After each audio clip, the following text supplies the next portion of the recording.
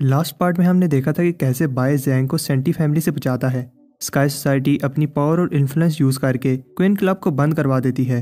Bye को ना चाहते हुए भी पिल का फॉर्मूला दान करना पड़ता है। बाय हार नहीं मानता और बाद में एयर स्पेस मास्टर का दिया हुआ गिफ्ट यूज करके स्काई सोसाइटी के पोर्टल पर कब्जा कर लेता है। बाय पास में एक होटल बनाता है। सोंग, ज़ैंग, डिवाइनर और मानो असेंड हो जाते हैं, लेकिन बाओ अभी होटल को संभालना चाहता है। तब ली शेंग खुद बाय को मारने आता है, लेकिन उसे दुम दबाकर भागना पड़ता है। उस रात ली शेंग बाय को असेंड करने के लिए उसके टोकन में बहुत सारे पॉइंट्स डलवाता है। मानो बताती है ली शेंग ने उसे इसलिए असेंड करवाया ताकि वो उसे ट्रायल में मरवा सके। ये सुनकर बाय पहले तो प्लान करता है कि वो ट्रायल में जाएगा ही नहीं, लेकिन मानो अकेली ना हो इसलिए वो जाने का डिसाइड करता है। सिलेक्शन वाले दिन मानो के जाने के बाद पोर्टल बंद हो जाता है। ये सब डाउजी का प्लान होता है ताकि वो बाय को इवल फॉरेस्ट में मरवा सके। हमें पता चलता है कि फैन फूजी इस प्लान का हिस्सा नहीं था और वो बाय को बचाने के लिए इवल फॉरेस्ट में जाता है। अब आगे कुछ समय बाद सब हैरान होते हैं जब उन्हें पता चलता है ज़ाओ इस 8 हॉर्न क्रो के पेट में है। बाय ने न सिर्फ अपना मिशन कंप्लीट किया बल्कि इस डेंजरस मॉन्स्टर को भी हराया है। फैंग फूजी अनाउंस करता है बाय की इतनी कंट्रीब्यूशन की वजह से उसे सारे मिशन से एग्जाम्प्ट किया जाता है। सब हैरान होते हैं क्योंकि बाय को अब मिशन नहीं करने पड़ेंगे। और इतना ही नहीं, फैंग फूजी बताता है अब से बाय के सारे कल्टीवेशन रिसोर्सेज डीमन कंकरिंग हाल देगा और अभी के लिए ईवल फॉरेस्ट के बूढ़े आदमी के सारे रिसोर्सेज बाय को दिए जाएंगे। बाय को विश्वास नहीं होता और वो सोचता है क्या मैं कोई सपना देख रहा हूँ, क्योंकि ये सभी फर्स्ट क्लास एलिक्सर्स हैं। बाय मास्टर से पूछता है क्या ये सब ज्यादा नहीं हो रहा। हाल मास्टर कहता है नहीं, तुम ये सब डिजर्व करते हो। तब बाय दिन में सपने देखने लगता है कि अब वो डीमन कंकरिंग हाल पर राज करने वाला है। न सिर्फ उसे मिशन पर नहीं जाना पड़ेगा, साथ में उसे फ्री रिसोर्सेज भी मिलेंगे। बाय सोचता है इस वर्ल्ड में कुछ भी फ्री नहीं होता और वो मास्टर से पूछता है कि वो उसकी इतनी केयर क्यों कर रहे हैं। मास्टर को याद आता है कैसे उस पर्सन ने कहा था अगर वो बाय का ख्याल रखे जब तक वो नेसेंट सोल पर नहीं पहुंच जाता तो उसे हेवनली बीइंग की सीट दी जाएगी। मास्टर होश में आता है और बाय को कहता है मैंने तुम्हारा टैलेंट देखकर ये सब दिया है, बदले में मैं सिर्फ एक ही चीज चाहता हूँ, तुम मन लगाकर कल्टीवेट करो और जल्दी से जल्दी नेसेंट सोल पर पहुंच जाओ। फैंग फूजी बाय को एक टोकन देता है जिसकी मदद से बाय उससे कॉन्टैक्ट कर पाएगा। उधर डाउजी ली शेंग से मदद की भीख मांग रहा होता है क्योंकि अब हाल मास्टर उसे निकाल देंगे। ली शेंग उसकी मदद करने से मना कर देता है और जाने लगता है। डाउजी कहता है अगर आप मेरी मदद नहीं करेंगे तो मैं मास्टर के पास जाऊंगा। ली शेंग को गुस्सा आता है जब वो डाउजी जैसे नाली के कीड़े के मुंह से अपने ग्रैंडफादर का नाम सुनता है। ली शेंग कहता है मैं ली फैमिली का यंग मास्टर हूँ और जो भी मेरे रास्ते में आएगा मैं उसे डिस्ट्रॉय कर दूंगा। ली शेंग बाय के होटल को डिस्ट्रॉय कर देता है। तब बाय भी वहां आकर ली शेंग के आदमियों को दूर फेंक देता है। बाय कहता है तुम्हें क्या लगता है अगर तुम किसी बड़ी फैमिली के बेटे हो तो कुछ भी करोगे। ली शेंग फोर्स इन ब्रदर्स को अटैक करने का कहता है जिनका रैंक मास्टर सेक्टर में 300 है। ये कल्टीवेटर्स फायर एलिमेंट का कंट्रोल कर सकते हैं और सच में पावरफुल होते हैं। ली शेंग कॉन्फिडेंट है क्योंकि इन 4 सन्स की पावर मिलाकर नेसेंट सोल जितनी है। बाय कहता है तुम्हें क्या लगता है अगर तुम 3 ब्रदर्स या फिर 4 सन्स को लेकर आ जाओगे तो मुझे हरा लोगे। जब बाय अपनी आइस एबिलिटी कंसंट्रेट करता है तो 4 सन्स फायर फॉर्मेशन मेंटेन नहीं कर पाते। बाय कहता है क्या कोई और भी है जिसे तुम बुलाना चाहो। 4 इंसान्स को गुस्सा आता है क्योंकि ली शेंग ने झूठ बोला था कि बाय सिर्फ गोल्डन कोर की स्टेज पर है। बाय असल में गोल्डन कोर की मिडिल स्टेज पर है, लेकिन double golden core, ancient body और अनडाइंग टेक्निक से बाकी के गोल्डन कोर कल्टीवेटर इसके सामने नहीं टिक पाते। ली शेंग घबराकर अपने मास्टर को बुलाता है। बाय कहता है सिर्फ तुम ही नहीं हो जिसके पीछे किसी पावरफुल का हाथ है और फिर हार मास्टर का दिया हुआ टोकन बाहर निकालता है। ली शेंग सोचता है कि बाय एक होस्टेज है और उसे नहीं लगता कि बूढ़ा खुसट फैंग बाय की हेल्प के लिए आएगा। लेकिन 4 सन्स और ली शेंग हैरान हो जाते हैं जब फैंग फूजी उस पोर्टल से बाहर आता है। फैंग फूजी बाय से पूछता है तुम्हें तो अभी कल्टीवेशन में होना चाहिए था, यहाँ क्या कर रहे हो।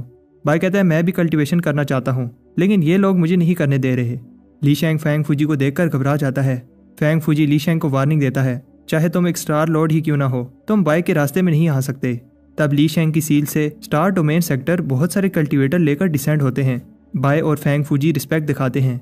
ली शेंग खुश होता है क्योंकि उसके ग्रैंडपा उसकी मदद के लिए आ गए हैं। बाय सोचता है कि एंसेस्टर इतनी छोटी सी बात के लिए खुद क्यों आए। फैंग फूजी एंसेस्टर से बाय के लिए माफी मांगता है लेकिन उसे इस बच्चे को प्रोटेक्ट करना है। एंसेस्टर चुप रहने के लिए कहता है। ली शेंग बाय से कहता है अब तुम्हें पता चला कि तुमने गलत लोगों से पंगा लिया है। बाय कहता है तुम जैसी बड़ी फैमिलीज को सिर्फ बुली करना आता है।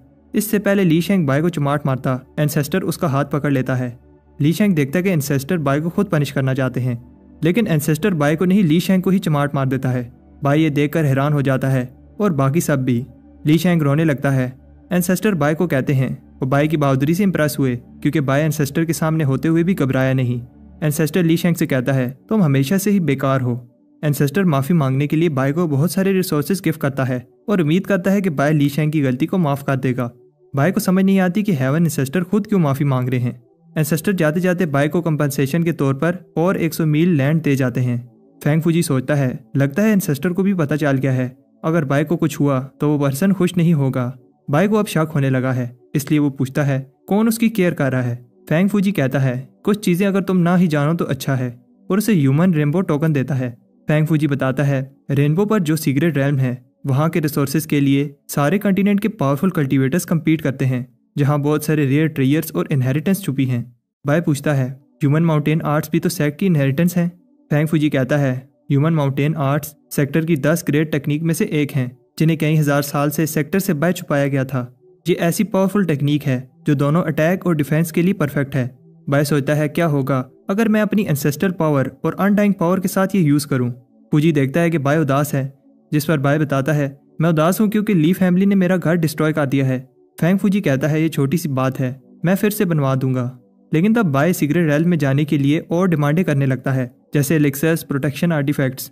फैंग फूजी को गुस्सा आ जाता है। कुछ समय बाद बाय देखता है कि हेवनली रेनबो पर सच में बहुत सारी सीक्रेट रेल्म्स हैं। वहाँ बहुत सारे कल्टीवेटर्स कल्टीवेट कर रहे होते हैं। बाय सोचता है रैंकिंग टेस्ट देने से पहले यहाँ कल्टीवेट करना अच्छा रहेगा। बाय को पिछली सीक्रेट रेल्म में ये मार्क मिला था जो इस डायरेक्शन में रिएक्ट कर रहा है।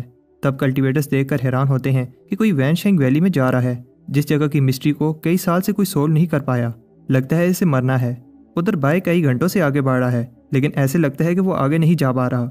जब बाय अपनी हेवनली आइज की हेल्प से देखता है तो सच में यहाँ एक इल्यूजन फॉर्मेशन लगाई गई होती है। बाय सोचता है अगर आंखें नहीं देख पाती तो उसे अपनी बाकी की 4 सेंसेस पर ध्यान देना होगा। बाय को एक आवाज़ बुलाती है, फिर आखिरकार वो उस जगह पर पहुंच जाता है। बाय उस आवाज़ से हेल्प मांगता है जो बताती है कि उसे मास्टर सेक्टर ट्रायल में सारे आंसर्स मिल जाएंगे। उधर ट्रायल टेस्ट पोर्टल के बाहर बहुत से लोग अपने अपने क्लैन कल्टीवेटर्स को सपोर्ट करने आए हैं। कोई चिल्लाता है देखो देखो हमारा लिन 4th स्टेज पर पहुंच गया है। इन लोगों को ऐसे शोर मचाते देखकर एक आदमी को गुस्सा आता है जो डीमन कंकरिंग हाल से है और उसका लिस्ट में रैंक 499 है। सर्वेंट उसके पाँव दबाते हुए बताता है सुना है डीमन कंकरिंग हाल में एक नया लड़का आया है जिसे मास्टर बहुत फेवर दे रहे हैं। उस आदमी को विश्वास नहीं होता बाय की वजह से वाइस प्रेसिडेंट डाउजी को निकाला जा रहा है, और तब बाय भी वहाँ टेस्ट देने के लिए आता है। इस आदमी को ऐसे लोग नहीं पसंद जो नेपोटिज्म से ऊपर आते हैं। बाय सोच रहा होता है कि वो गोल्डन कोर की पीक पर पहुंचने के बहुत पास है। उस आदमी को फिर से गुस्सा आता है कि बाय ने अपने सीनियर को रिस्पेक्ट नहीं दिखाई। वो बाय को सबक सिखाने के लिए ट्रायल में उसके पीछे जाता है। अंदर पहली स्टेज पर मैग्मा बीस्ट कल्टीवेटर्स को खा रहे होते हैं। बाय देखता है कि लावा के पास उसका मार्क रिएक्ट कर रहा है। जीडोंग को लगता है कि बाय आगे बढ़ने से डरा है। जीडोंग दिखाता है कि क्यों वो 499 रैंक पर है जब वो एक के बाद एक 20 पर जंप करने लगता है। सारे कल्टीवेटर्स कहते हैं ब्रदर जीडोंग सच में पावरफुल है, लेकिन जब वो देखते हैं कि बाय बिना डरे लावा में कूद पड़ा है तो वो सोचते हैं क्या ये ह्यूमन है या कोई मॉन्स्टर। बाय की हेवनली डीमन बॉडी उसे कुछ समय के लिए इस हीट से बचा लेगी। बाय वो जगह ढूंढता है जिस जगह उसका मार्क रिएक्ट कर रहा है, लेकिन लगता है कि यहाँ कुछ नहीं है, उसे अगले लेवल पर जाना होगा। जीडोंग सोचता है जरूर इसकी फैमिली ने इसे प्रोटेक्शन आर्टिफैक्ट दिया होगा, इस जैसे लोग टेस्ट में भी चीटिंग कर रहे हैं। इस बात तो ये बच गया, लेकिन अगले टेस्ट में मैं उसे बताऊंगा कि कौन किसका बाप है। बाय सोचता है ये आदमी मुझे ऐसे क्यों देख रहा है। तब वो सब सेकंड स्टेज में टेलीपोर्ट हो जाते हैं, जहाँ कल्टीवेटर्स लाइटनिंग टर्बुलेशन सहते हुए आगे बढ़ रहे होते हैं। जैसे ही बाय पाँव रखता है उसकी चीख निकल जाती है। ये देखकर जीडोंग कहता है मुझे पता था, बाय बस स्ट्रॉन्ग बनने की एक्टिंग कर रहा था। लेकिन फिर वो सभी शौक रह जाते हैं जब उन्हें पता चलता है कि बाय को दर्द नहीं मजा आ रहा है। हर एक lightning strike peak foundation establishment attack के बराबर है। लोगों को बाय से इंप्रेस होता देखकर जीडोंग गुस्से से भर जाता है। जीडोंग कहता है मैं दिखाता हूँ ये कितना ईजी है, लेकिन ये लाइटनिंग बच्चों का खेल नहीं होती। और उसे लगता है कि बाय फिर से कोई आर्टिफैक्ट यूज कर रहा है, और बाय जीडोंग को फंसाने के लिए पहले एक्टिंग कर रहा था। सेकंड राउंड भी क्लियर हो जाता है। थर्ड राउंड में जीडोंग कहता है इस बार वो बाय को आगे नहीं निकलने देगा। इस राउंड का फ्लोर गर्म है, इसलिए उन्हें आइस मैजिक से रास्ता बनाना होगा। इतना ही नहीं, उन्हें एक बड़ी सी सोर्ड से भी बचना है। जीडोंग को लगता है कि इस बार बाय नहीं जीत पाएगा क्योंकि ये राउंड स्ट्रेंथ और कल्टीवेशन का है, लेकिन इसे बाय की एबिलिटी का नहीं पता। जीडोंग को विश्वास नहीं होता कि ये स्पीड एक गोल्डन कोर कल्टीवेटर की है। जीडोंग बाय पर अटैक करता है जो बाय का ध्यान भटकाने के लिए होता है। बाय कहता है अटैक करने के बाद भागते कहाँ हो। वो दोनों लड़ने लगते हैं। तब एक बेल बजती है और एक बड़ी सी सोर्ड आयरन प्लेटफॉर्म पर गिरने वाली होती है। जीडोंग जान बचाकर भागने लगता है क्योंकि उसे पता है कि अगर ये सोर्ड गिरी तो प्लेटफॉर्म टूट जाएगा और वो लोग नीचे आइस लिक्विड में गिर जाएंगे जो कई हजार सालों से यहाँ पर है, जिसमें गिरने पर उनकी हड्डियाँ तक नहीं बचेंगी। जीडोंग का हाथ सेफ जगह पर नहीं पहुंच पाता। तब बाय उसे किक मारकर सेफ जगह पर फेंक देता है, लेकिन खुद आइस में गिर जाता है। जीडोंग को बुरा लगता है क्योंकि बाय ने उसकी जान बचाने के लिए खुद को सेक्रीफाइस किया। उधर बाय आइस लिक्विड में मेडिटेट कर रहा होता है। बाय सोचता है अगर मैं यहाँ कल्टीवेट करूँ तो कुछ ही समय में गोल्डन कोर की पीक पर पहुंच जाऊंगा। लेकिन तब एक आवाज़ कहती है, तुम्हारी हिम्मत कैसे हुई मेरी कीमती आइस लिक्विड चुराने की। बाय माफ़ी मांगता है और उस पावर के अटैक से बचने के लिए जीडोंग को पकड़कर पोर्टल से बाय जंप कर देता है। जीडोंग इमोशनल हो जाता है क्योंकि बाय ने एक बार नहीं 2 बार उसकी जान बचाई और वो बाय के बारे में गलत सोच रहा था। जीडोंग माफ़ी मांगता है और कहता है कि आज से आप मेरे बॉस हो। तब बाय का मार्क रिएक्ट करने लगता है। बाय को अपनी हेवनली आइस की मदद से कुछ दिखता है जो उसे गोल्डन कोर की पीक पर जाने के लिए हेल्प कर सकता है। जीडोंग देखता है कि बाय के कदम स्मूथ हैं और वो पूरी ट्राई करता है कि वो अपने बॉस के पीछे बना रहे, लेकिन वो बाय की स्पीड को मैच नहीं कर पाता। जीडोंग बाय से कहता है, बॉस आप जाओ मैं आ जाऊंगा। ऊपर बाय को एक एनर्जी कोर दिखता है और फिर बाय की सील उस कोर में चली जाती है। बाय की बॉडी चेंज होने लगती है। बाय को एक नई पावर मिलती है। इतनी पावर देखकर जीडोंग भी शॉक रह जाता है। बाय जीडोंग को गिरने से बचाता है और फिर स्पिरिट बॉडी को आगे बढ़ने का कहता है। बाहर लोगों के ये पावर देखकर मुंह खुले रह जाते हैं। तब क्वीन मेंबर्स कहते हैं ये हमारे बॉस हैं। अंदर बाय भी ह्यूमन माउंटेन आर्ट्स की पावर से इंप्रेस होता है और ये तो बस ह्यूमन माउंटेन आर्ट्स की कई टेक्निक में से एक टेक्निक है। जीडोंग खुश होता है क्योंकि बाय की पावर से वो इजीली ट्रायल के बहुत सारे राउंड क्लियर कर लेंगे और हो सकता है कि सारे राउंड क्लियर कर लें और फिर वो सेक्टर से एक विश मांग पाएंगे। जीडोंग बताता है कि कैसे आगे के राउंड्स बहुत डेंजरस हैं, जान भी जा सकती है। बाय सोचता है कि उसे जो चाहिए था मिल गया, अब आगे और राउंड क्लियर करने का कोई फायदा नहीं है। तब बाय को डिवाइनर का मैसेज मिलता है कि जैंग को कुछ हो गया है। उधर जैंग के अंदर से ब्लैक स्मोक निकल रहा होता है। जैंग ने गोल्डन कोर में जाने की कोशिश की लेकिन फेल हो गया। मानो और डिवाइनर जैंग को ज़्यादा देर तक एनर्जी नहीं दे पाएंगे और तब बाय आकर जैंग को अपनी एनर्जी देता है। डिवाइनर उसे सारी स्टोरी बताता है। बाय एक ब्लैक एनर्जी सेंस करता है और उसे समझ आ जाती है कि जैंग की ये कंडीशन निंग लैंग रिफाइनिंग मेथड की वजह से है। तब वहाँ फैंग फूजी आकर बताता है निंग लैंग मेथड इसलिए बहुत कम लोग प्रैक्टिस करते हैं क्योंकि ये ना सिर्फ मुश्किल है, ज़रा सी गलती और जान भी जा सकती है। जैंग की कंडीशन बहुत ख़राब हो चुकी है और अब उसका बचना मुश्किल है। बाय फिर से ट्रायल देने जाता है। हमें दिखाया जाता है जब बाय ने पूछा था कोई तो रास्ता होगा। फैंग फूजी ने बताया था कि अब जैंग को हेवन और अर्थ की एनर्जी ही बचा सकती है जो हेवनली बींग्स कल्टीवेट करते हैं। अगर बाय को जैंग की जान बचानी है तो उसे ट्रायल के 6th लेवल को फिनिश करना होगा ताकि वो सेक्ट से विश मांग पाए। जब तक बाय नहीं आ जाता फैंग फूजी अपनी एनर्जी देगा, लेकिन उसके पास ज़्यादा से ज़्यादा 4 घंटे हैं। उधर लोग बात कर रहे होते हैं। बाय की पावर इंप्रेसिव थी लेकिन इस सिस्टर की पावर तो अलग ही लेवल पर है। उन्हें नहीं लगता कि अगर बाय इससे लड़े तो जीत पाएगा।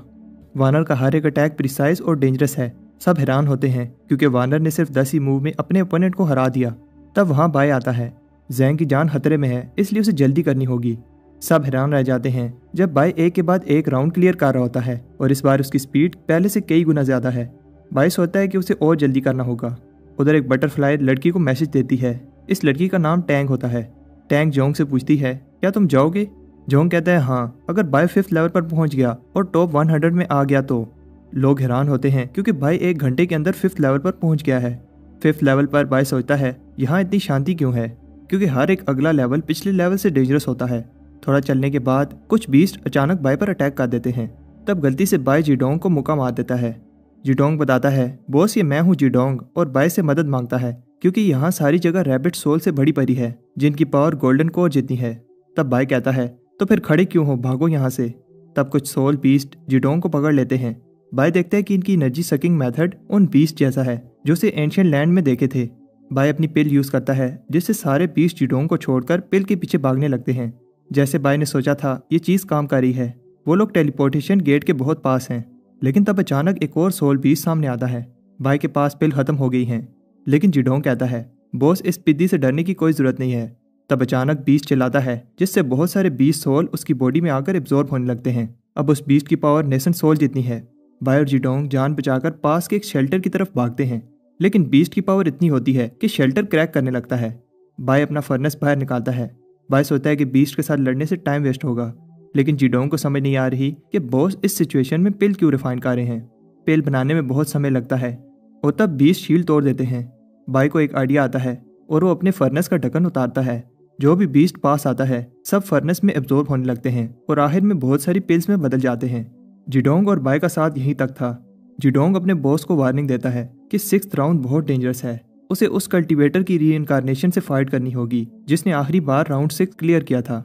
किसी को भी समझ नहीं आती बाय ने ये कैसे किया। और तब एक आदमी बाय को पहचान लेता है और सबको बताता है कि ये वही लोअर सिटी का वाइट फार्मासिस्ट है जिसने फास्टिंग पिल बनाई थी। उन्हें विश्वास नहीं होता कि एल्केमिस्ट होते हुए भी बाय इतना पावरफुल है। उधर बाय सोचता है कि बस एक और राउंड फिर वो जैंग को बचा पाएगा, लेकिन इस बार उसका ओपोनेंट वार्नर की रीइंकार्नेशन होती है जिसकी कल्टीवेशन गोल्डन कोर की पीक पर है। फाइट स्टार्ट होती है। वार्नर की रीइंकार्नेशन बहुत पावरफुल है और शुरुआत से ही बैटल इंटेंस है। लोग इतनी इंटेंस फाइट देखकर हैरान रह जाते हैं। जीडोंग चिल्लाता है, बॉस आप ये कर सकते हो। जीडोंग बाकी के मेंबर से कहता है वो भी बाय को चीयर करें। उधर बाय को विश्वास नहीं होता कि वार्नर गोल्डन कोर की लेट स्टेज पर है और जो टेक्निक्स वो यूज कर रही है वो उसके सेक्स की नहीं है। ऐसा लग रहा है जैसे वार्नर बाय पर भारी पड़ रही है। बाय सोचता है कि वार्नर की कोल्ड एनर्जी उससे कम नहीं है और ये ब्लैक ओरा जाना पहचाना लग रहा है। वार्नर कहती है क्या हुआ, इतनी जल्दी थक गए, और फिर बाय पर एक पावरफुल अटैक करती है। बाहर सबको लगता है कि बाय अब हार जाएगा। अंदर बाय हैरान होता है क्योंकि उसकी कोल्ड गेट टेक्निक वार्नर की कोल्ड एनर्जी को एब्जॉर्ब कर रही है। टैंग और जोंग भी ये बात नोटिस करते हैं। वार्नर की रीइंकार्नेशन ये देखकर शौक होती है कि बाय उसकी कोल्ड एनर्जी को एब्जॉर्ब कर रहा है, लेकिन अभी तो फाइट स्टार्ट हुई है। वार्नर कहती है तुमने बहुत प्रोग्रेस कर ली है लेकिन इतना काफी नहीं है। तब बाय को एक ब्लैक एनर्जी घेर लेती है और बाय हिल नहीं पाता जब वार्नर एक बड़ा सा आइस स्पीयर उसकी तरफ फेंकती है। बाय जोंग भी ये देखकर हैरान होता है।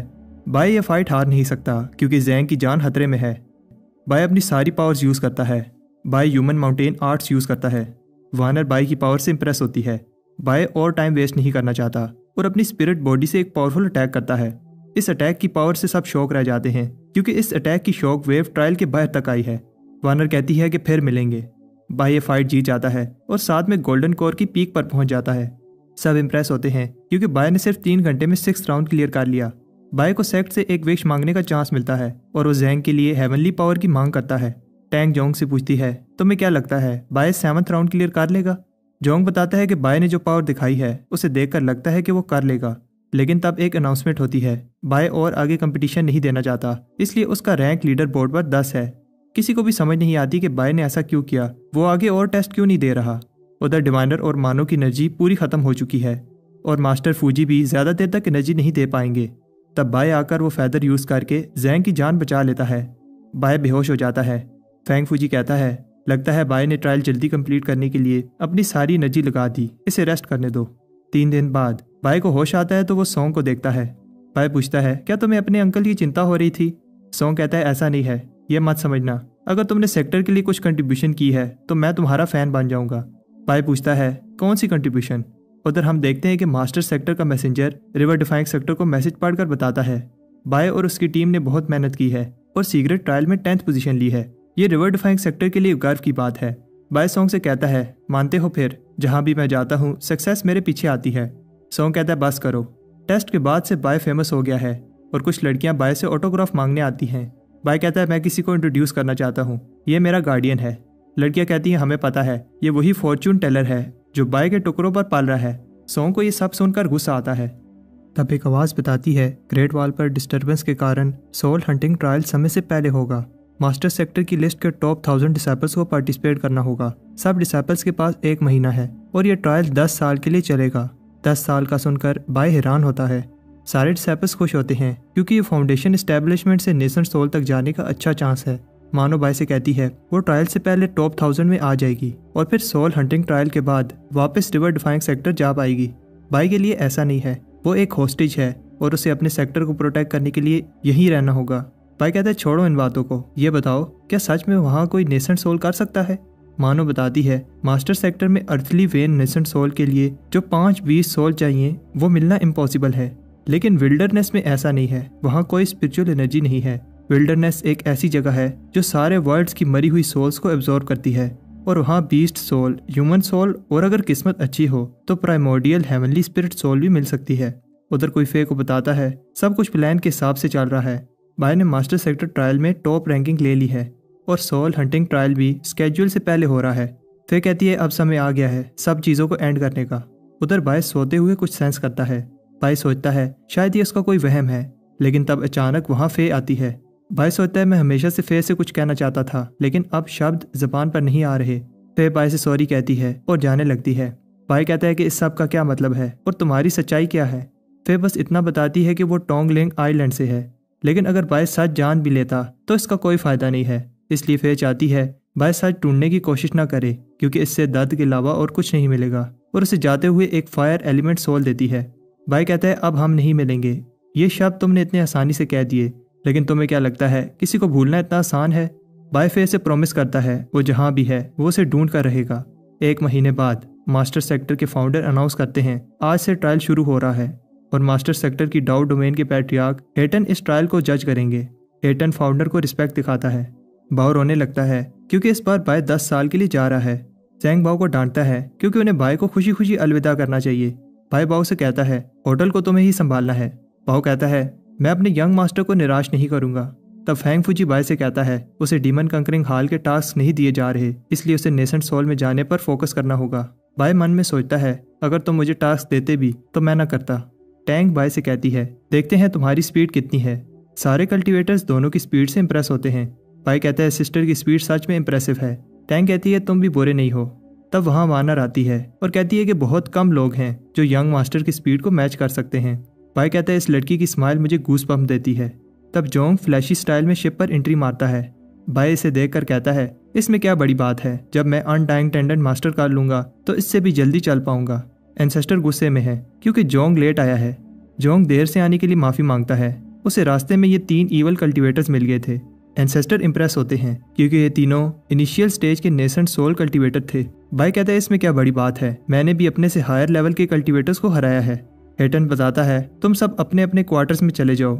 इस शिप पर 5 लेवल के क्वार्टर्स हैं। लेवल 2 पर टॉप के 3 कल्टीवेटर्स और लेवल 3 पर टॉप 10 कल्टीवेटर्स रहेंगे। लेवल्स के हिसाब से रूम्स स्पिरिचुअल इंचेंटेड हैं ताकि वो अच्छे से कल्टीवेट कर पाएं। जोंग टैंग को बताता है हमारे रूम्स आमने सामने हैं, हमें मिलकर कल्टीवेट करना चाहिए। टैंग कहती है कि अब मास्टर पास नहीं है तो हम अलग अलग कल्टीवेट कर सकते हैं। तब बाय मानो से कह रहा होता है अब मैं तुम्हें रूम तक छोड़ आऊं। टैंग कहती है कि मैंने सोचा नहीं था ये रेबल प्रिंस इतना नाइस होगा। तब बाय डिवाइनर और सोंग से कहता है चलो तुम लोग भी मेरे साथ चलो। टॉप 10 कल्टीवेटर्स को रूम के नाम पर मेंशन मिला है, मेरे से तो रहा नहीं जा रहा ये सोच कर कि यहाँ कितने अच्छे अच्छे खाने होंगे। तब वानर आकर कहती है बिग ब्रदर क्या तुम मुझे भूल तो नहीं रहे? टैंग जोंग से कहती है कुछ सीखो बाय से। जोंग को समझ नहीं आती कि टैंग क्या कहना चाहती है। टैंग कहती है माइंड मत करना, लेकिन तुम्हारे पास वो नहीं है जो बाय के पास है। जोंग बाय को एक रूम में लेकर जाता है और पूछता है कि उसने उन फीमेल कल्टीवेटर्स को कैसे अपने वश में किया। बाहर कुछ कल्टीवेटर्स कान लगाकर सुन रहे होते हैं। बाय कहता है कि मैंने ऐसा कुछ नहीं किया और फिर जोंग को सारे लव लेटर्स दिखाता है जो उसे ट्रायल के बाद मिले थे। बाय कहता है अगर मैं ऐसा होता तो इन लेटर्स को रिजेक्ट नहीं करता। जोंग गुस्से में कहता है क्या यह सबूत काफी नहीं है, लेकिन तब वो बाय को कहता है प्लीज मुझे भी सिखा दो। बाय सोचता है कि ये अच्छा चांस है एक पावरफुल कल्टीवेटर को अपनी साइड पर करने का। बाय कहते हैं सीनियर ब्रदर अपने प्यार के लिए मुझ जैसे वीक कल्टीवेटर से मदद मांगने आए, वो सच में प्यार की कीमत जानते हैं। बाय कहता है प्यार एक वार की तरह है जिसमें सब चलता है, बस जीतना इंपॉर्टेंट है। लेसन 1 तुम्हें उसके सामने कॉन्फिडेंट रहना होगा और फिर एक प्यारी स्माइल देनी है। जोंग ये ट्राई करता है लेकिन जब सब लड़कियां उसका चेहरा देखती हैं तो डर कर भाग जाती हैं। ऐसा इसलिए क्योंकि ये गधा आंखें फाड़ कर उन्हें देख रहा था और जब वो टैंक के सामने ऐसे जाता है तो वो सोचती है शायद स्कूलूजन ट्रेनिंग में दिन रात मेहनत के बाद इसकी हालत ऐसी हो गई है और द वीकनेस से बेहोश हो जाता है। तब बाय आकर उसे ले जाता है और टैंक से कहता है ऐसा समझो तुमने कुछ नहीं देखा। बाय जोंग से कहता है तुम्हें बस थोड़ी मेहनत की जरूरत है। इस दूसरी टेक्निक में मैं तुम हूँ और तुम मैं। अब जब जोंग टैंक से मिलने जाता है टैंक कहती है अगर तुम साथ कल्टीवेट करने का कहने आए हो तो, लेकिन तब जोंग उसके पास आकर कहता है आज मैं बस तुमसे बात करने आया हूँ। असल में बाय उसे कंट्रोल कर रहा होता है। तब सोंग वहाँ आता है। बाय उसे कहता है कि यहाँ से जाओ मैं अभी बिजी हूँ, लेकिन टोंग जोंग से कहती है तुमने मुझे बुलाया था। सोंग कहता है मैं गे नहीं हूँ, मैंने कहा मैं गे नहीं हूँ, पीछे हटो। बाद में बाय सोंग को समझाता है कि उसने सारा प्लान पर पानी फेर दिया। बाय कहता है घबराओ नहीं, अब थर्ड मूव की बारी है, तुम्हें हर समय उसके पास रहना है, इससे वो लड़की हर समय तुम्हारा ही सोचेगी और फिर अचानक गायब हो जाओ जिससे वो खुद तुम्हारे पास आएगी। उधर टैंक देखती है जोंग आसपास नहीं है। बाय कहता है अब लास्ट मूव, सब कुछ इस मूव पर है। तब वहाँ जोंग सामने आता है। डिवाइनर और मानव फूल फेंक रहे होते हैं। जोंग ये कहते हुए नर्वस होता है। जोंग टैंक से कहता है इन स्टार्स को देख रही हो, मेरा तुम्हारे लिए प्यार इसी तरह ना खत्म होने वाला है। और तब जोंग पर अचानक बिजली गिरती है। जोंग टैंक से कहता है आखिर में उसने सब खराब कर दिया, लेकिन टैंक कहती है ऐसा नहीं है। बाय भी खुश है कि टैंक ने जोंग को अपना लिया, लेकिन ये सब शोर सुनकर हेटन वहाँ आता है। जोंग और टैंक को हाथ में हाथ डाला देखकर समझ जाता है, लेकिन फिर उसे गुस्सा आता है क्योंकि उसे समझ नहीं आ रही कि बाय यहाँ क्या कर रहा है।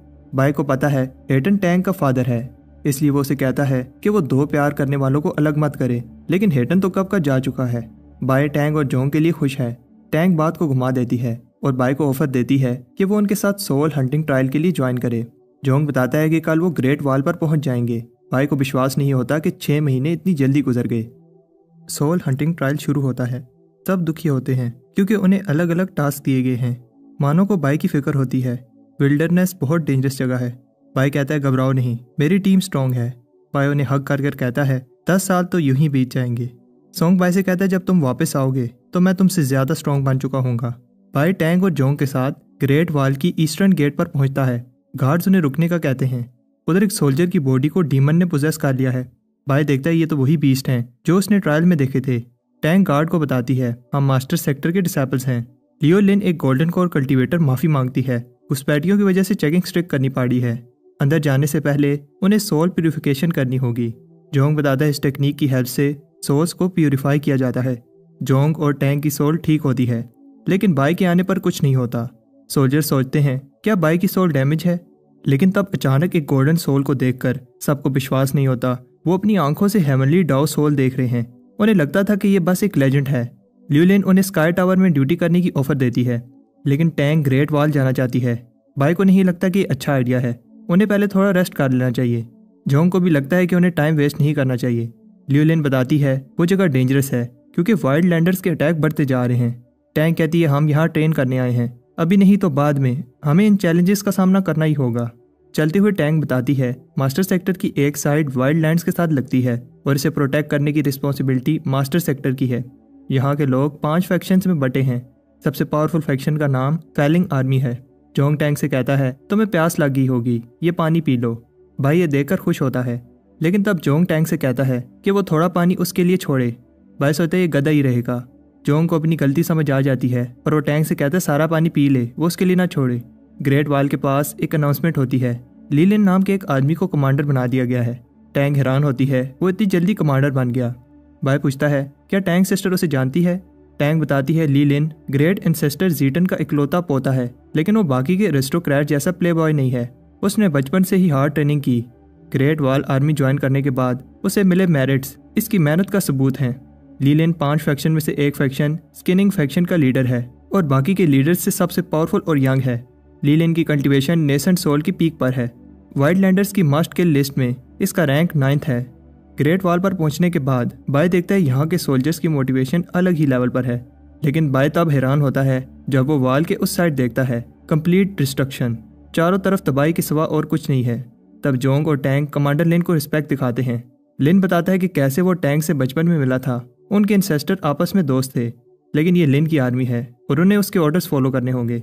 टैंग बाय को मास्टर सेक्टर रैंक 10 और जोंग को इंट्रोड्यूस करती है, लेकिन इससे पहले बाय कुछ कहता लिन उसे इग्नोर करके एक एडवाइस देता है वो लोग कहीं भी ट्रेन करें, लेकिन वॉल के पास मत जाएं अगर उन्हें जान प्यारी है तो। टैंग को लगता है कि अगर उन्हें अपनी कल्टीवेशन इंप्रूव करनी है तो उन्हें फ्रंट लाइन पर लड़ना होगा। बाय कहते तुमने सुना नहीं ब्रदर ली लिन ने क्या कहा। ऐसा कैसे हो सकता है अगर टैंग जा रही हो और जोंग ना जाए।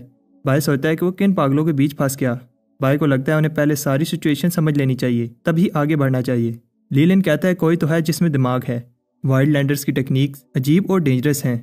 वो लोग वेंजफुल स्पिरिट्स को कंट्रोल कर सकते हैं जिनकी संख्या इतनी ज्यादा है कि रास्ते में आने वाली हर चीज को डिस्ट्रॉय कर देते हैं। तब अचानक एक मॉन्स्टर बर्ड बैरियर पर अटैक कर देता है। लीलिन इजीली एक स्पीयर अटैक से उसे मार देता है। बाय सोचता है तो ये है नेसेंट सोल की पीक। उधर दूर बैटलफील्ड में हम हांजो को देखते हैं, जायंट गोस्ट आर्मी का वाइस लीडर जो नेसेंट सोल की मिडिल स्टेज पर है। हांजो एक अजीब सा स्पेल पड़ता है जिससे हजारों की संख्या में रैबिट सोल्स और दूसरे बीस्ट बैरियर पर अटैक कर देते हैं। लीलिन एरोस फेंकने का ऑर्डर देता है। ये मैजिकल इंचेंटेड एरोस बीस्ट्स को डिस्ट्रॉय करने लगते हैं। तब पास में ब्लैक आर्मी डेंजर सिग्नल भेजती है और लीलिन उनकी मदद के लिए जाता है। कुछ मॉन्स्टर्स बैरियर क्रॉस करने में कामयाब हो जाते हैं जिन्हें फ्रंट लाइन सोल्जर्स मार रहे होते हैं। जोंग कहता है हमें भी चलना चाहिए। भाई नहीं चाहता कि वो बैटलफील्ड में अपनी पावर दिखाकर सबकी नज़र में आ जाए, लेकिन सोल्जर्स की जान खतरे में है। भाई बीस्ट पर अटैक कर देता है। तब एक सोल एम्परर बैरियर तोड़कर अंदर आ जाता है। ल्यूलिन बताती है ये मॉन्स्टर बहुत डेंजरस है, मरने से पहले खुद को ब्लास्ट कर देता है। अगर ऐसा हुआ तो बैटलफील्ड में बहुत सारे सोल्जर्स मारे जाएंगे। भाई कहते तुम कमांडर को रिपोर्ट करो, मैं इसे रोकता हूँ। भाई देखता है सोल एम्परर की पावर ट्रायल वाले से कई गुना ज्यादा है। भाई कहता है अब उसे अपना ट्रम्प कार्ड यूज करना ही होगा। भाई की डीमन बॉडी बीस्ट को रोकती है। टैंग और जोंग भी बाई की हेल्प के लिए आते हैं। जब बाई इन सोल्स को एब्जॉर्ब करने के लिए फर्नेस रेडी करता है, सोल बीस्ट खत्म होने का नाम ही नहीं ले रहे। बाय जल्दी करने की पूरी कोशिश करता है। उधर एम्परर सोल्स एब्जॉर्ब करके इतना पावरफुल हो जाता है कि बाय की डीमन बॉडी डिस्ट्रॉय हो जाती है और तब बाय भी फर्नेस रेडी कर लेता है। बाय कहता है अब तुम सबको राख बनने से कोई नहीं रोक सकता। सब बाय की पावर से इम्प्रेस होते हैं। ली लिन सोचता है ये कैसी पिल है जिसने सोल एम्परर को एब्जॉर्ब कर लिया। इतनी पावर से फर्नेस क्रैक करने लगता है। बाय ब्लास्ट को रोकने के लिए अपनी आइस एबिलिटी यूज करता है। आखिर में बाय वो पिल बना लेता है। एम्परर के मरने के बाद बाकी की सोल्स भागने लगती हैं। हंजो को विश्वास नहीं होता कि किसी ने इतनी इजीली उसके सोल एम्परर को डिस्ट्रॉय कर दिया। भाइयों 2 महीने से मेरे ACCA के पेपर हो रहे थे, इसलिए वीडियोस नहीं डाल पाया।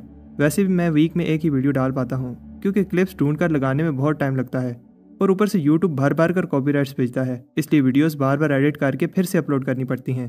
व्यूज़ किसे अच्छे नहीं लगते। मैं ट्राई करता हूँ कि बेस्ट क्वालिटी वीडियो हो और वीक में एटलीस्ट एक वीडियो डाल दूँ। मेरे अप्रैल के लास्ट में फिर से पेपर स्टार्ट हो रहे हैं, लेकिन घबराओ नहीं, उससे पहले इस एनिमे के सारे एपिसोड मैं कवर कर दूंगा। तुम सबको पता ही होगा कि सीजन 3 के सारे एपिसोड अभी रिलीज नहीं हुए, तो जल्दी किस बात की है। और हाँ, मैंने चैनल की मेंबरशिप ऑन कर दी है, अगर कोई ज्वाइन करना चाहता है तो कर सकता है।